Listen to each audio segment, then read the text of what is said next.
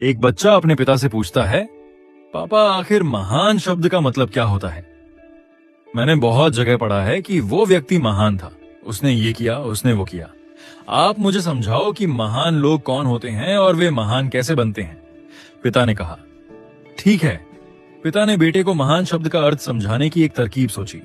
उन्होंने बेटे से कहा, चलो 2 पौधे लेकर आते हैं, एक को घर के अंदर लगा देते हैं और दूसरे को घर के बाहर।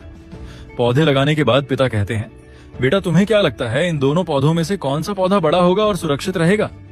बेटे ने कहा, पिताजी ये भी कोई पूछने वाली बात है? जो पौधा हमारे घर के अंदर है वो सुरक्षित है, वो बड़ा होगा, जबकि बाहर वाला पौधा बिल्कुल सुरक्षित नहीं है।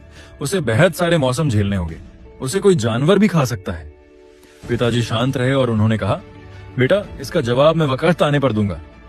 बेटा पढ़ाई करने 4 सालों के लिए बाहर चला जाता है और जब वापस आता है तो घर के अंदर के पौधे को देखकर कहता है, पापा मैंने कहा था ना इस पौधे को कुछ नहीं होगा, ये सुरक्षित रहेगा।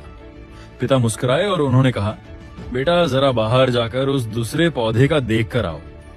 बेटा जब बाहर जाकर देखता है तो एक बहुत बड़ा पेड़ वहां पर होता है। बेटे को यकीन नहीं हो रहा होता कि आखिर वो इतना बड़ा कैसे हो गया, जबकि घर के अंदर का पौधा तो इससे 100 गुना छोटा है। पिता बेटे को समझाते हैं, बेटा ये पौधा इतना बड़ा पेड़ इसलिए बन पाया क्योंकि इसने हर मौसम का सामना किया, हजारों मुश्किलें से लड़ा है।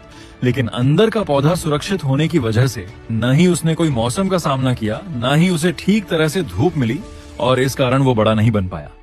बेटा याद रखना, इस पेड़ की तरह दुनिया में वही व्यक्ति महान बन सकता है जिसने हजारों मुश्किलों सामना किया हो, और जो अंदर के पेड़ तरह जीवन भर सुरक्षित रहने की सोचेगा तो वो कभी महान नहीं बन पाएगा।